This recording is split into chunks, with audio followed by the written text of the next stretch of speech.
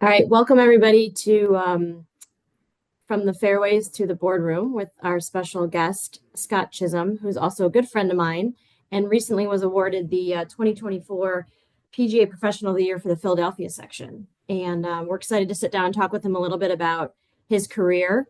As you can tell by the title, it's a little bit of a non-traditional way, going from teaching professional all the way up to general manager, COO in his career.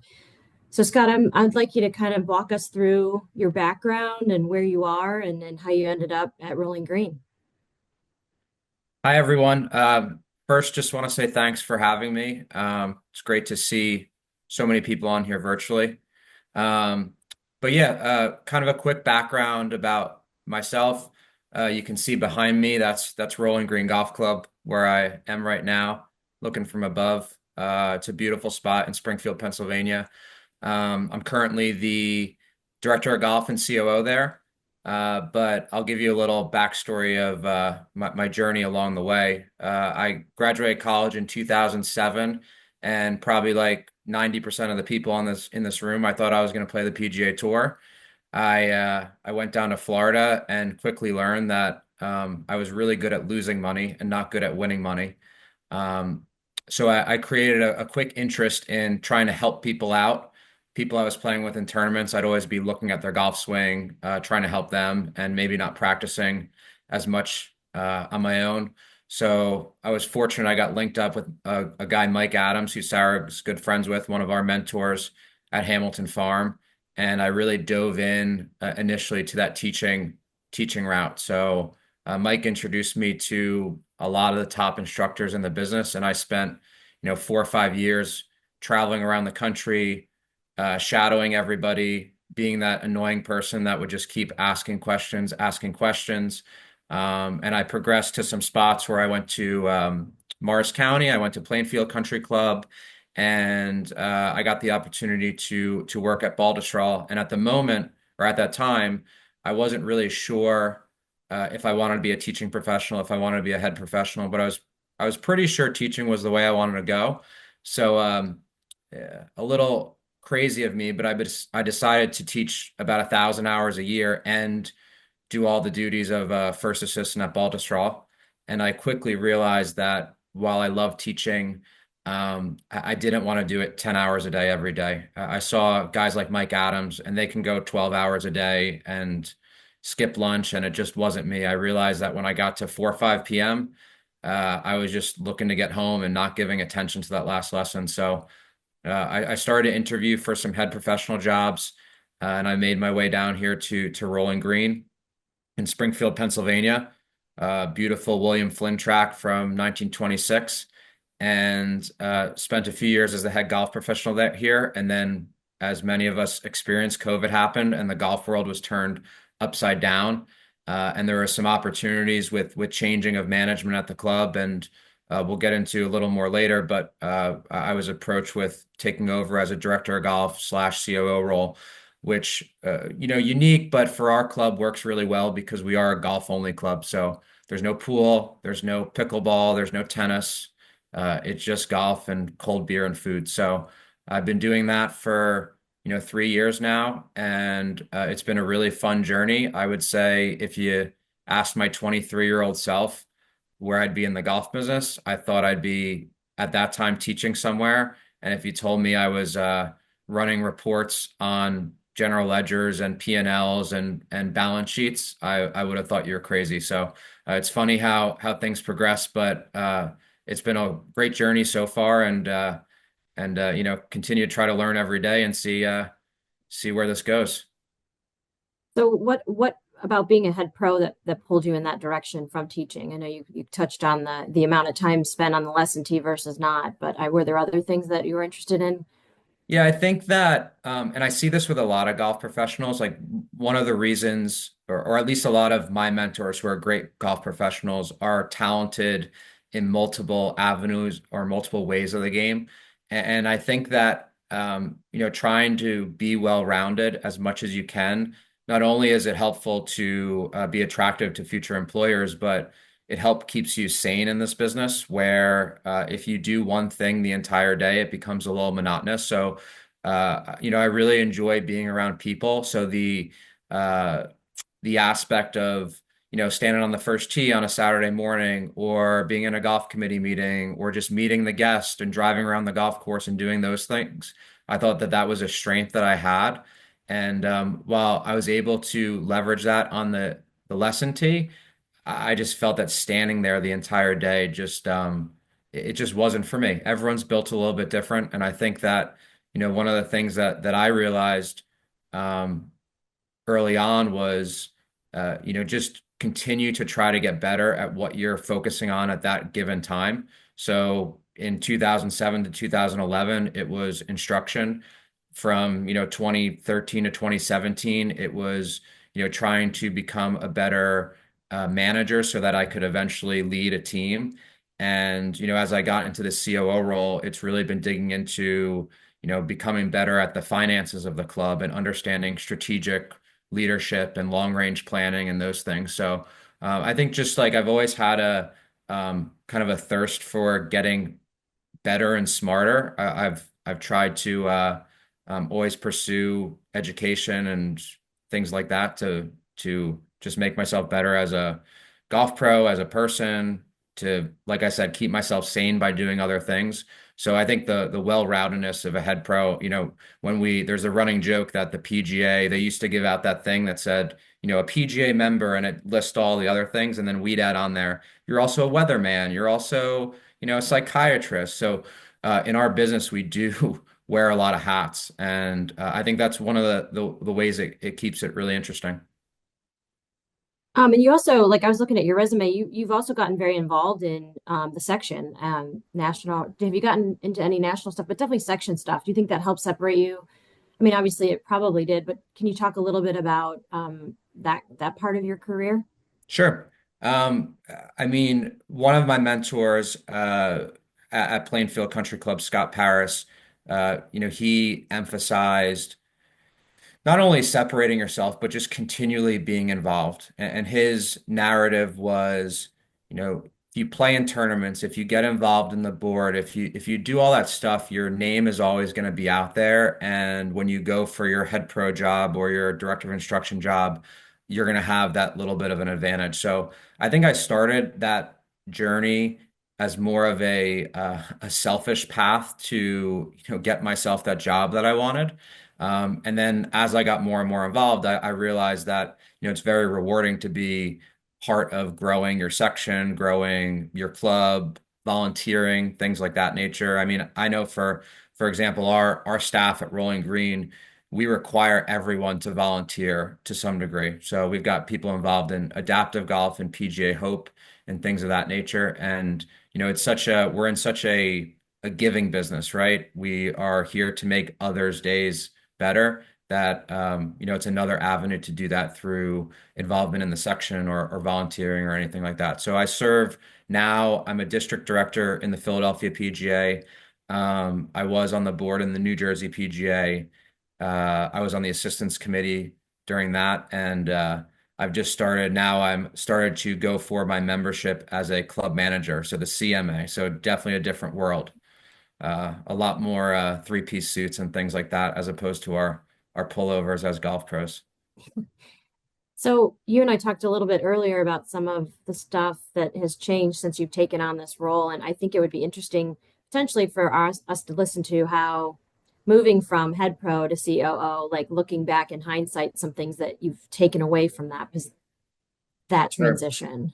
I think before I get into that, one thing that I realized as going through the journey is, every time that I switched roles, when I got into the new role, I sat down the first day and was scared because I thought I had no idea what I was doing. So, I mean, if there's any younger assistants there, I remember back when I was at Plainfield, and one of the first assistants, a gentleman by the name of Matt McKeon, who's now the head pro at Spring Lake, was interviewing for jobs. And, he brought out his portfolio and was getting ready for the job. And I sat there being like, I'm never going to be able to do this 90-page portfolio. Everything felt so intimidating.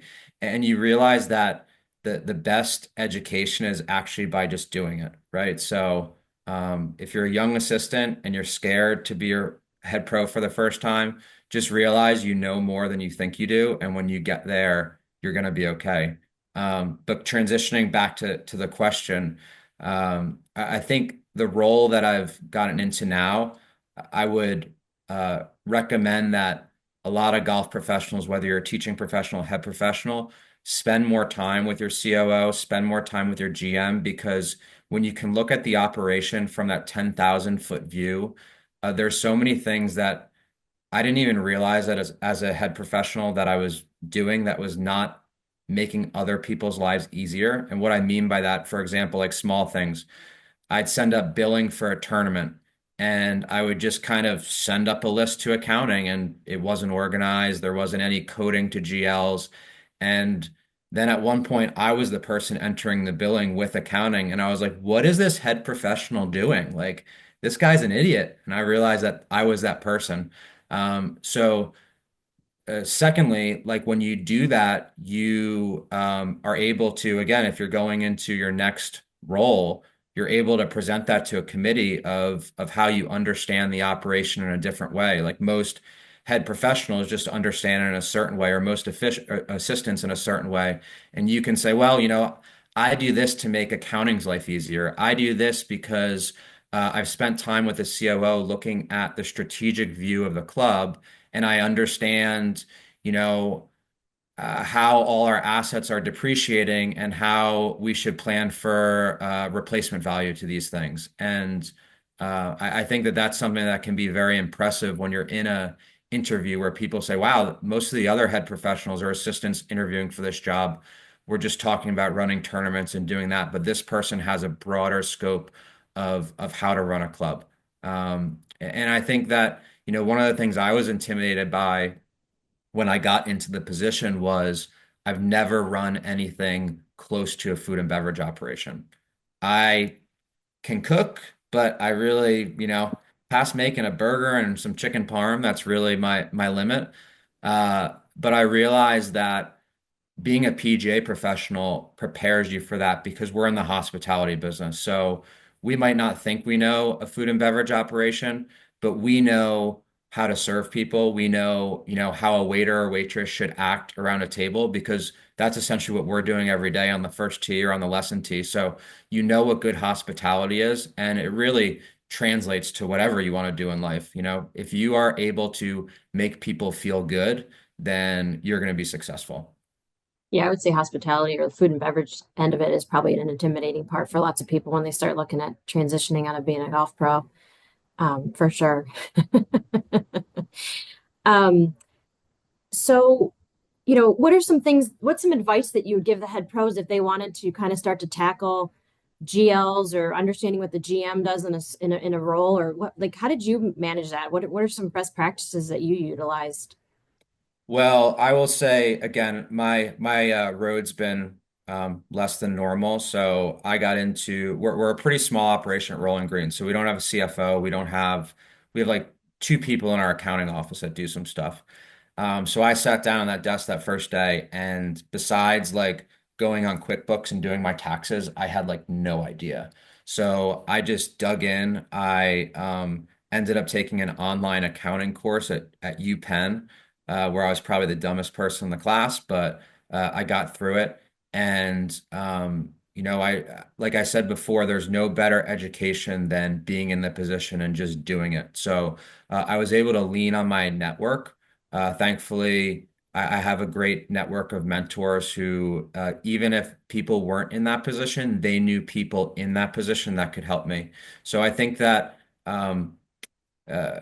in our business, one of the great things about being a PJ professional that's so different than any other industry is you can call almost anybody in your job at another club and they will help you out. Like it's so different than like when my wife was trying to understand the golf business, she didn't understand that like she's like, well, in my business, I would never talk to a competitor and try to help them, right? Like why are you trying to help your assistant get a head pro job somewhere else? Like why are you trying to get that person to leave you?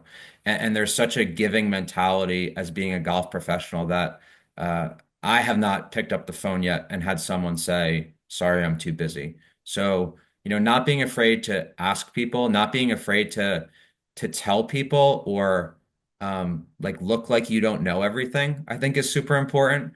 Just going in and saying, I'm really struggling. Hey, Sarah, I'm really struggling on this part of my job. I hear that you're really good at this. Can you help me out and sit down and go through it? And most people are more than willing to do that. So it takes a little bit of you know uh, like ego check to ask people that because you always want to feel like you're super smart, but it's super helpful and it's going to make your life easier down the line. Can you talk a little bit about how you built your network? Yeah, sure. I would say, you know, one of the ways was just dumb luck, being in the right place at the right time. But I kind of go back to, so I was at Baltusrol before Rolling Green, and one of the things they did there, which was they were so supportive of us, was there was two or three of us that were like in the mix for some head pro jobs. So they actually hired someone to come in like a performance coach to help train us. And I remember talking to this person and I was always saying, I was lucky to do this. I was lucky to do that. And she was like, you need to shut up about this lucky stuff. If there's an opportunity, some people don't take it. You just happen to take it. So I kind of changed my tune to say, when I was with Mike Adams at Hamilton Farm, there was four or five assistants there that could have sat out on the range tee with him and watched him teach.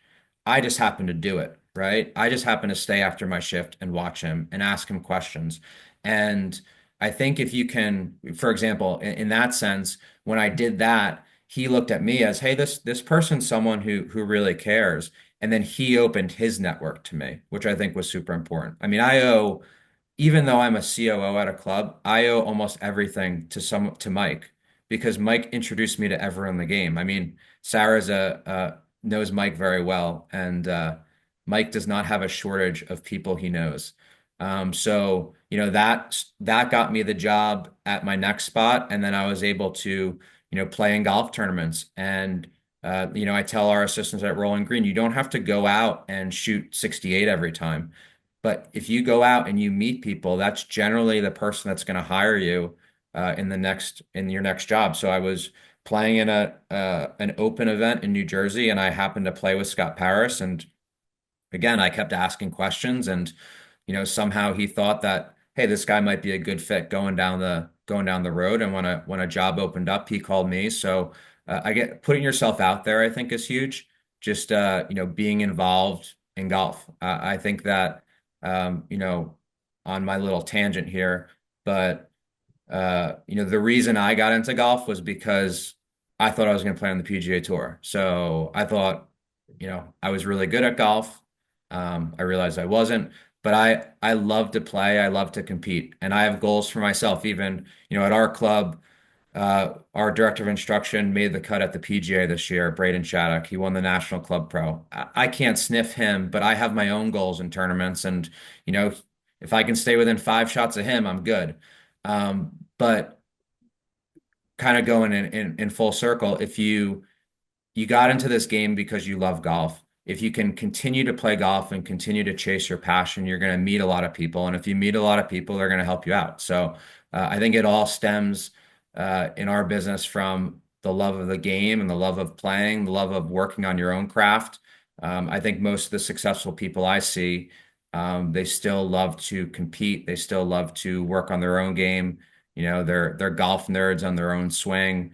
And I know that for me, even though in my position I don't play as many rounds in a year, if I lose that drive to get better at golf, I think that it's time for me to look at a different industry.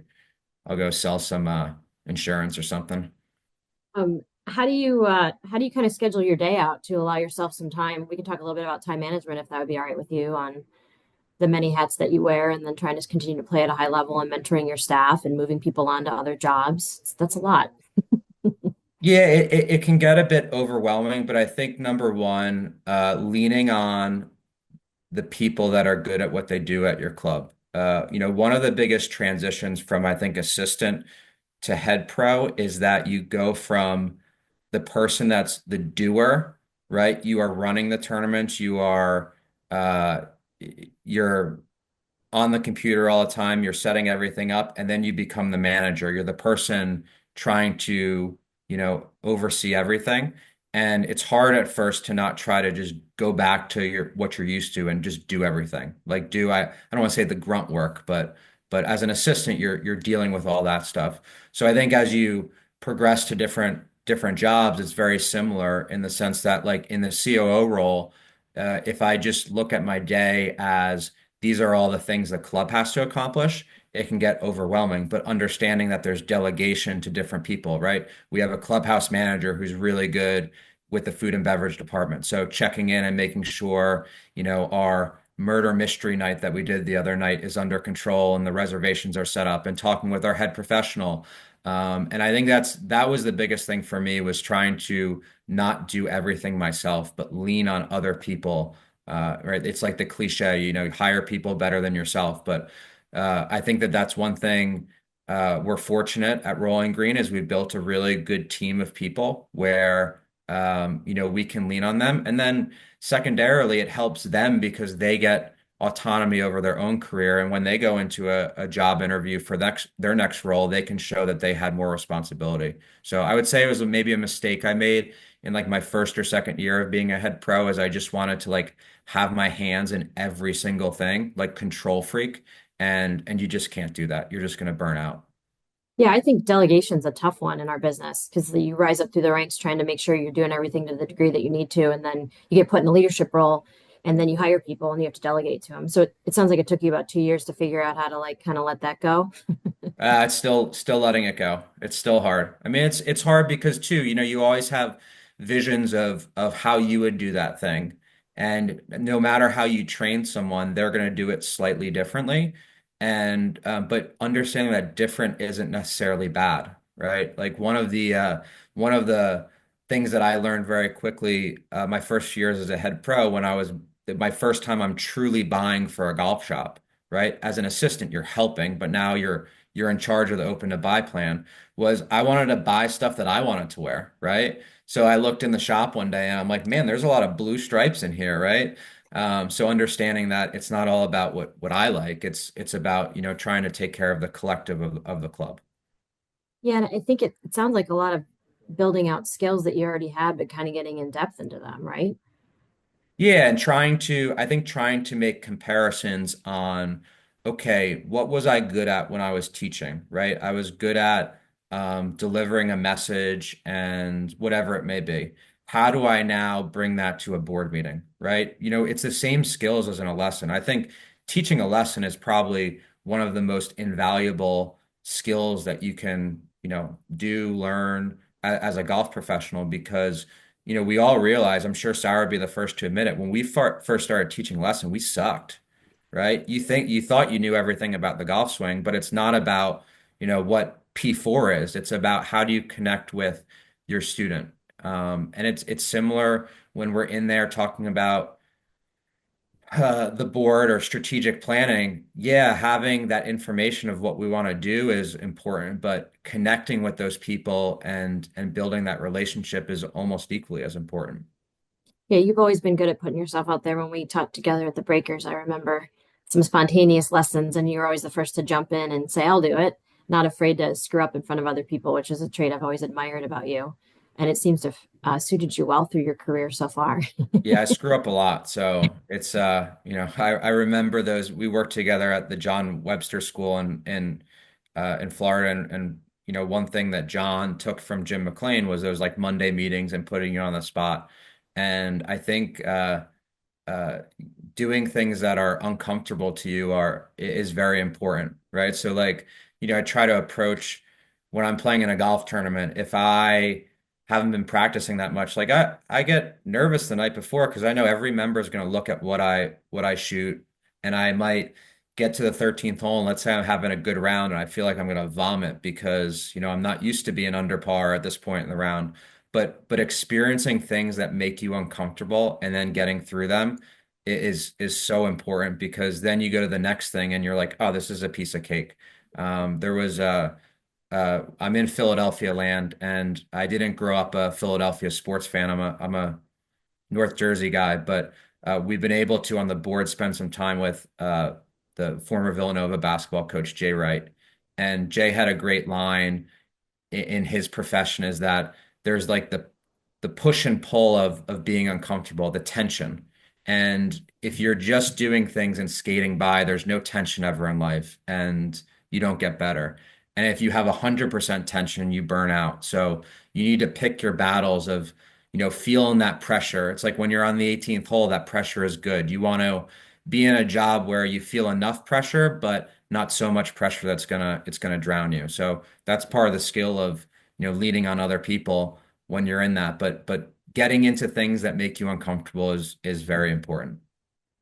Now, when we were talking earlier about some time management stuff, what are some things that you do? Do you use a notepad? Do you have just some hints or ideas for people who are balancing a busy day and organizing what they're trying to do or a task list? Is there anything that you have there advice wise?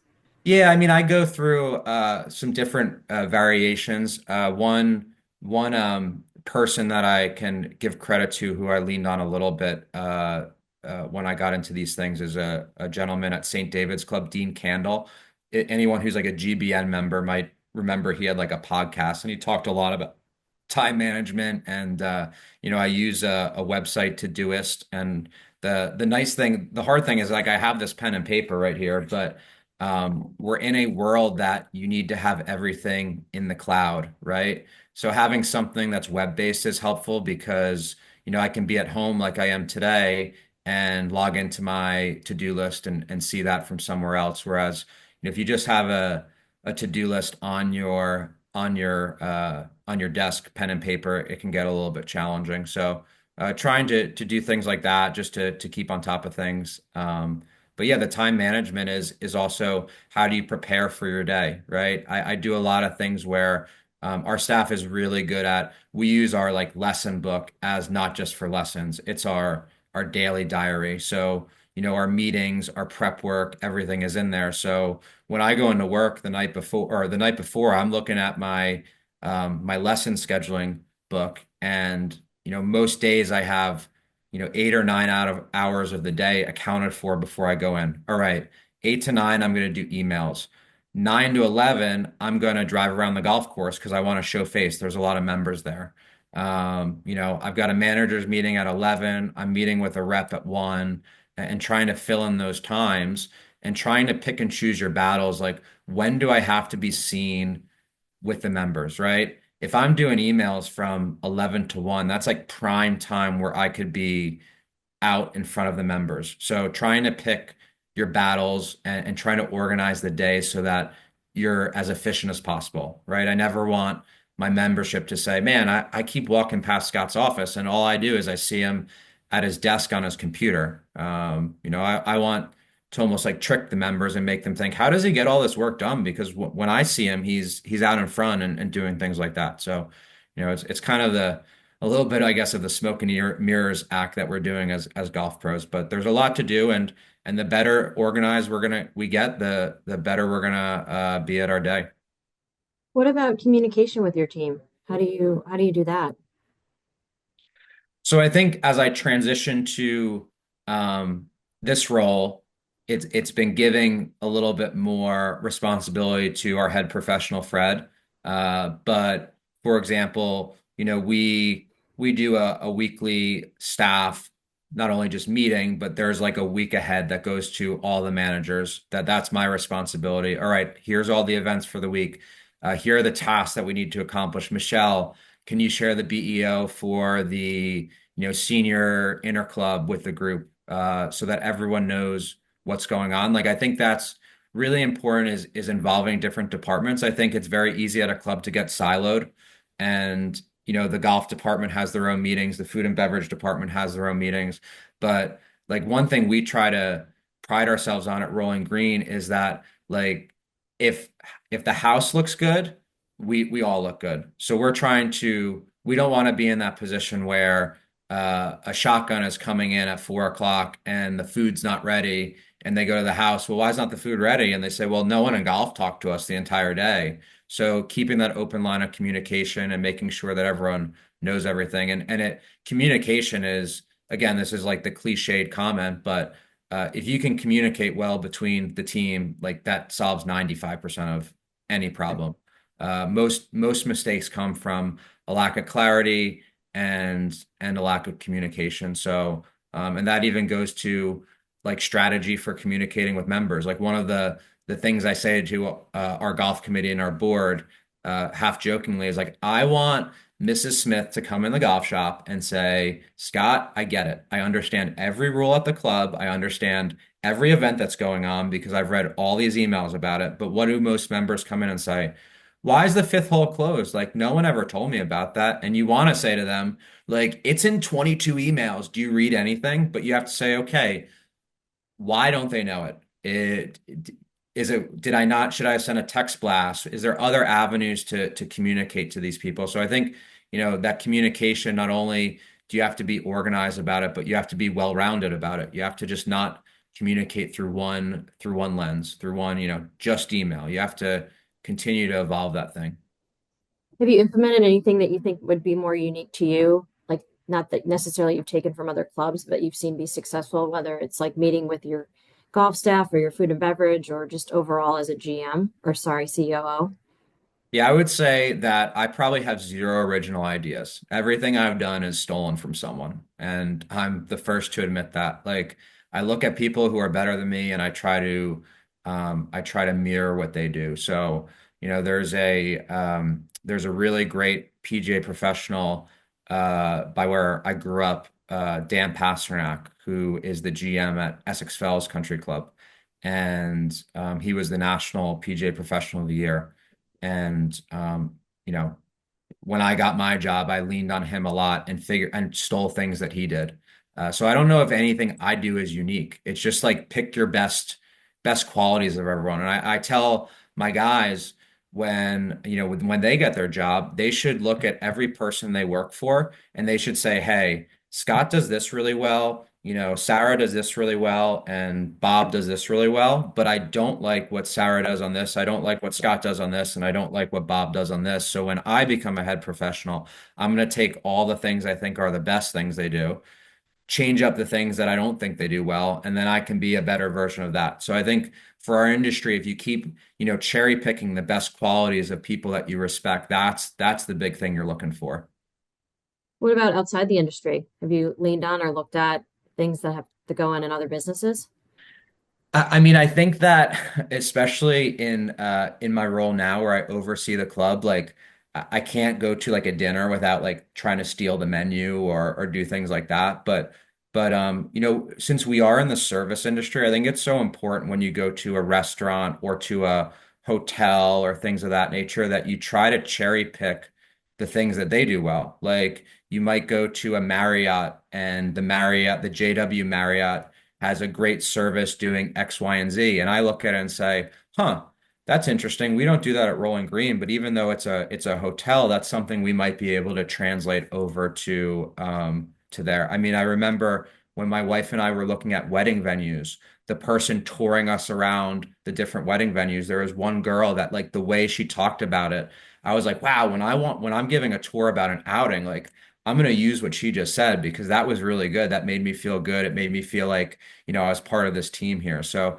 I think just like trying to find things in everyday life that make you feel good, right? Our business is about making members and golfers feel good. So if you're getting served on and you see something that helps towards that, you can say, well, how does that relate to the golf business? Even if it's in a completely different business than what we're in. Yeah, I think even just like noticing when you go through a facility how someone acts at the front gate versus the counter, and whether there's a club in Florida that was using like a daily sheet that let everybody know who was on property, special orders that were coming in, you know, what events were going on, just a communication style and picking them and then keeping them and hanging on to just in case you get into a leadership role where you're going to be able to utilize those is it's probably some important advice. Yeah. And I think that like consistency is huge in there. For example, like I said, I love playing golf. I love working on my game. I've probably taken more lessons with different instructors than anyone, and maybe Sarah excluded because I know she continues to learn on that stuff. But one thing you see is that a lot of the really good instructors they're so consistent with the feedback they get after a lesson, right? Whether they send you a video or how they follow up. And sometimes like you don't get that follow up and you're kind of like, I'm gonna say pissed off, but so yeah, that didn't make me feel good afterwards. So making sure that you're offering consistent service to everyone, I think is huge. Whether it's uh, you know, when someone sits down at the restaurant, did our waiter or waitress come up to them in the first 15, 20 seconds and ask if they prefer tap water or sparkling, whatever it may be. But consistency is so huge because like in our business, I was talking to our guys the other day. And one of our drives this year is to elevate the guest experience at Rolling Green. I'm sure many of you are trying to elevate the guest experience at your club. And one of the points I made is we can't, spend so much time on Sarah Stone, the guest, that we miss the other guest. We can't deliver an exceptional service to one person and then that makes us deliver a poor experience to the other person. We're better off with the consistent, we're giving them a moderate amount of attention so we can give everyone attention. And I think it's really hard as a golf professional because we all have our favorites, right? We have our favorite members. And to try to say, like I try to challenge our guys when there's a member that maybe you don't like or you don't think they like you, like that's an opportunity to give them the level of service that you would give to someone you like. Like I always try to say, who's the one member this year that you're going to turn onto your side, right? You got the guy that hates you or the woman that hates you. How do you make them be your biggest fan at the end of the year? And if you keep turning people like that, you're going to be pretty successful at your club. So you're in a unique position because you were PGA professional teaching and then as an assistant, now you're COO. So when you're doing your hiring, what are some like what are you looking for in your leaders at your facility? People who love to play golf, I think is the first thing. I'd rather take someone, we've hired some people. So this is my eighth year at Rolling Green, and I've had some great hires, and I've had a few dud hires. And what I've realized is I've had people who had a really good skill set, and I overlooked the fact that they weren't really that passionate about golf. And one of my best hires I made was a guy a few years ago, and he came in and said, "Hey Scott, I just want to let you know, like, I'm brand new to the business and I've never worked at a golf club, but like, I just can't stop thinking about golf. I just want to be at a golf course. I just want to do this. And I understand if you don't want to hire me because, yada, yada, yada." I was like, first of all, stop talking yourself down so much. Number two, you're hired because we're going to find a position for someone like that. So, attitude, it's passion for the game. I mean, I know the industry's changed for the better, right? Gone are hopefully the days of uh when I first got into the business and it was, you work 7 days a week. When the sun's up, you're at the club. And we're getting into the point now where it's very common at all these places to have, oh my God, we have 2 days off a week. That's crazy, right? Like we're actually human beings. But at the same time, you're still going to have to be there on a weekend when your friends are at a barbecue. So if you can find people that just really love golf, they might say, well, if I wasn't here, I'd probably be trying to be at a golf course anyway. So I would say that's the biggest thing I look for. Is there anything that's gone on as in your role at CO that totally surprised you from being a head pro? Pretty much everything.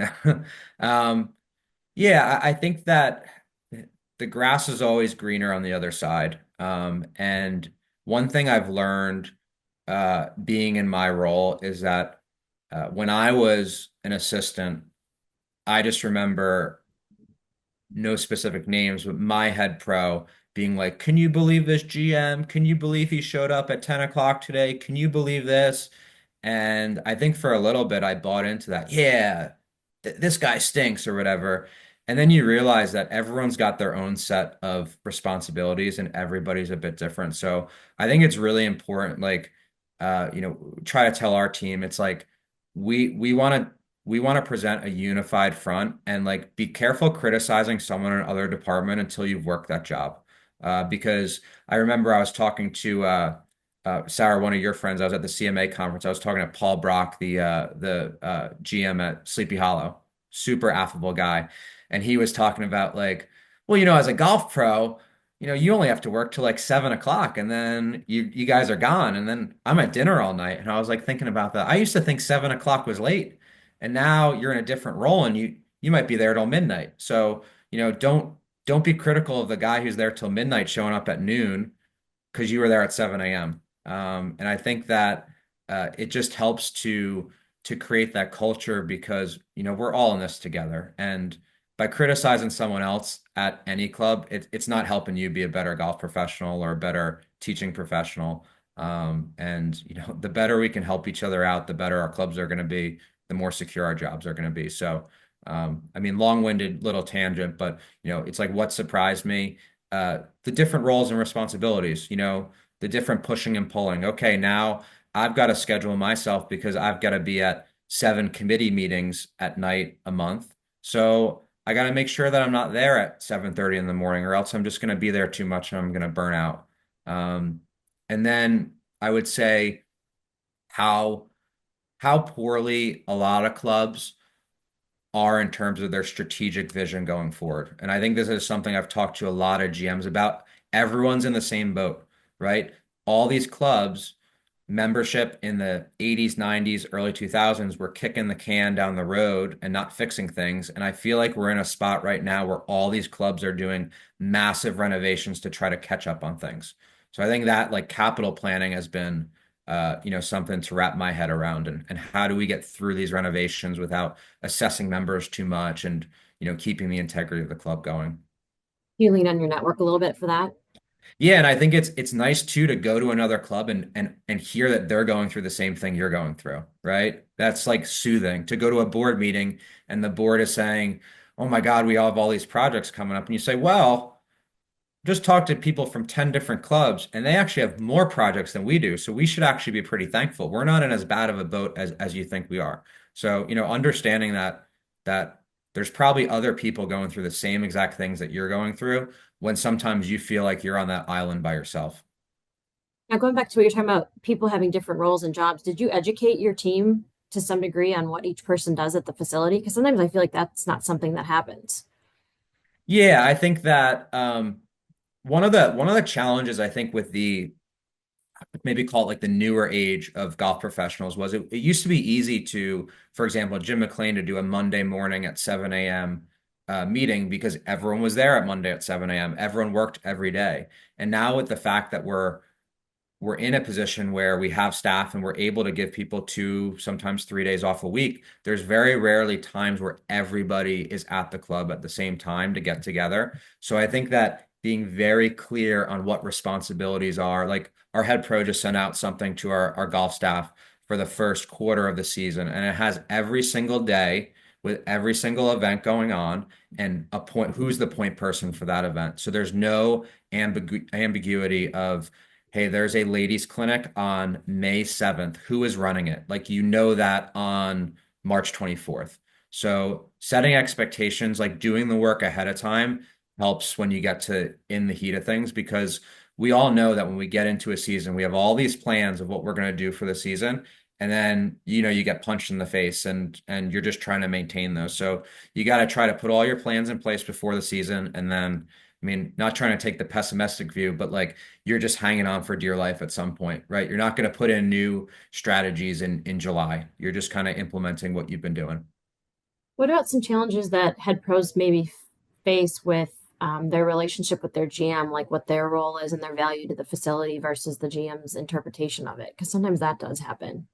Yeah, I think we're fortunate at Rolling Green in the sense that we're just a golf club, but many of my other head professional friends, we get a lot of, hey, my GM is grinding me about cost of goods in the golf shop, right? We're at 68% and he wants us to be at 64%. And I think that um, you know, looking at the macro picture of what is the goal of the club, right? The goal of the club is to produce a great experience for the membership. And if you can go into those meetings with your GM when they're saying, hey, I'm just using the example of cost of goods in the golf shop, and you can say, well, so here's why the cost of goods are high. We actually had these great sales. We had a trunk show come in. We got all these great reviews we normally do 5% of our sales as lady sales. We have a goal of getting to 15%, but we're going to have to sacrifice some profit on that. And giving the narrative, I think a lot of GMs are very financially driven, right? They're very statistics and number driven, and trying to paint that story as a head professional of what you're trying to do to elevate your members' experience, because it becomes very difficult to go into a board meeting, let's say as a GM, and to paint a poor picture of the golf pro when you have all this data from the golf pro of how they're making the member experience better. So like it's not just a number game out there. And I think that's, important. The best leaders I've worked for have talked about more of the goal of the operation in terms of the experience rather than the goal of the operation as a black and white, this percentage or that percentage.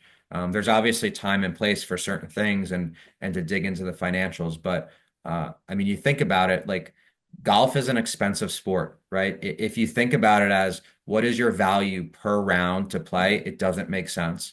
It doesn't make sense to join a course for $70,000 or $50,000 and pay $20,000 a year unless you really, really love golf and it means a lot to you. So if you can make it, I've heard people say, make the club the member's favorite spot to be. If Sarah is a member and Rolling Green is her favorite spot to be in the entire world, she could spend half her salary and it's worth it to her to be there. We just got a question here for you, Scott. For a facility that's currently in between general managers, what would you recommend the head professional be adding more responsibility or opening himself up to assisting various duties during the current vacancy? Good question.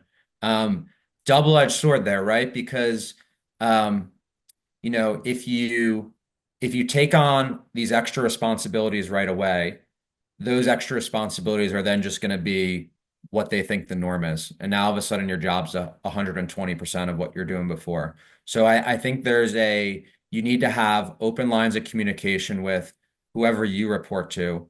For me, it was the golf chairman, it was the board of governors. And how I approached it was I said, all right, well, because we were in between general managers when I got approached to do this job. And what I presented to them was, so here are the things that I feel like I have the skill set to do. But if I do these things, here are things that I'm going to start to delegate to other members, or I'm going to need another staff member to come in from behind me. I heard a good recommendation. This is, when I became a head pro, is don't do anything in your first year that you're not going to do the rest of your career. So if like you want to take Sundays off, like take Sundays off your first year, because if you come in and work 7 days a week your first year, it's expected of you. So I think it's having clear communications with your board, with your golf committee, with whoever makes those decisions, and showing them what skills you have that can add to the value of the club and how you're going to be able to do those new things. Like, what are you going to have to give up, right? Because unless you're just sitting there playing solitaire on your computer all day, you don't have the bandwidth to just add tasks and add tasks. There's a finite amount of resources that one person has. Yeah, and that time off thing is a good thing to set at the beginning. What about a work guilt, where you're away from the facility? How do you manage that? Ooh, it's tough. I mean, I think why it's tough is because as I reflect more and more on this, you realize how people in our position, we care so much about our club. Like it's almost our self-identity, which I don't know is very healthy. But having trust in the people behind you. I think one of the things that I realized when I started to take, some weekend days, some Sundays off, um, was that when you're not there, like members, you're not as important as people as you think you are. Like members don't really care that much. It was funny. Didn't get into an argument, but a disagreement with a head professional at one of the top courses in the area, in the world around here. And he was talking about how, his guilt was people only go to that golf course maybe once in their life. So he feels like he has to be there. And I told him, I said, when I'm not there, like people they don't really care that much. Like we're not that important. The golf course is the star. Like if me and you left tomorrow, the golf course is still there and people aren't going to quit the club. No one's going to quit. Sarah's a great teaching professional. They're not going to quit Chevy Chase if she moves to another place to teach. They're not going to quit Rolling Green if I leave. So you're trying to put the right processes into place to, squeeze the most value for your members out of the club. Like make your club better so that then you don't have to necessarily be there. Because if they're having a good time, they really are only looking for me when they're having a bad time. So, and I think that like it just setting the precedent too. If they're having the bad time and they send me an email, when I'm available next, I'm going to get in touch with them and I'm going to have that consistency of communication with them where they know that I'm listening and I'm going to hear about, how their steak was not cooked right, but I'm truly listening and I truly want to fix that situation.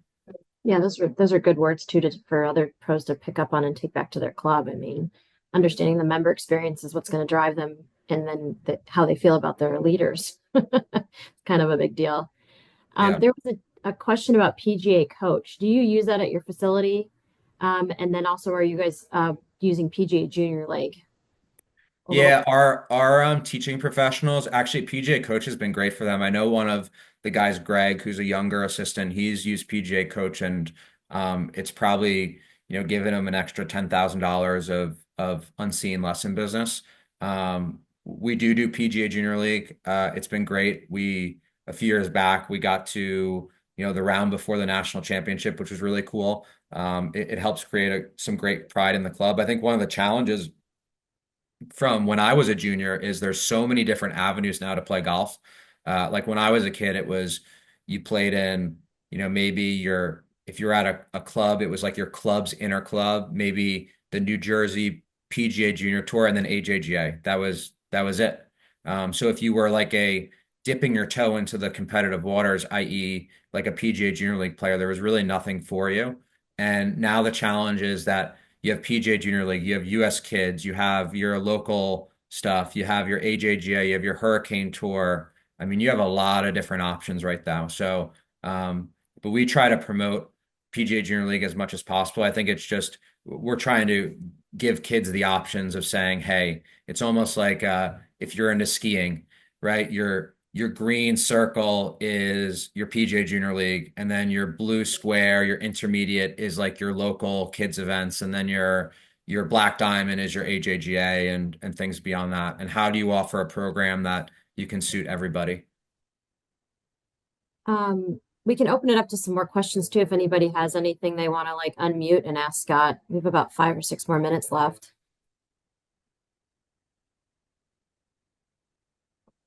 Job covering everything, it sounds like, Scott. Well, they got their PGA points, so everyone's good. Do you have any words of wisdom or Scottisms you want to leave us with? No, I mean, well, I think that kind of the consistency or the theme in the beginning was talking about some people that helped me out, and one thing I always think back to is a guy who taught me earlier in my career when I was a junior golfer. He was actually my golf instructor, Brian Gaffney. He's the head pro at Essex Fells. Great player, made the cut in the PGA. When I started getting into working at a golf course, he like he almost like pulled me by the shirt and said, if they make you clean the toilets, be the best damn toilet cleaner they've ever seen. Like if you do your job well, you will progress. And don't think that any job's beneath you. And just keep doing that and understanding that people will recognize that. And I think that that's something that like I always think about. Like I respect Brian so much. He's been so successful in his career, but I've always noticed for him that like no job was too low for him. He'd be the guy that was grabbing clubs if he needed to. And early on in my career, I think that's why I was, you know, maybe so forthcoming to ask Mike to shadow him teach and to do that because I was like, if I'm going to teach, I'm going to be as good as possible at this. And this guy looks really good, so I want to see what he does. So just and to that point, like I got good at teaching, I got some recognition at teaching, and then I decided to become a head golf professional. And I think the fact that I had dove in and become really good and really good and had a reputation at that craft. I think that helped me because people were like, well, if he was good at that, he's probably going to be good at this too. So I think if you're like a young assistant, to not be worried about, I know some of our assistants at Rolling Green are worried, like, well, am I going to be a teaching pro? Am I going to be a sales rep? Am I going to be that? It's like, just do a really good job this year. The members are going to notice. And who knows, a member might poach you to work for his insurance company. But just keep doing a good job and keep having a good attitude because you never know who's watching you at that given time.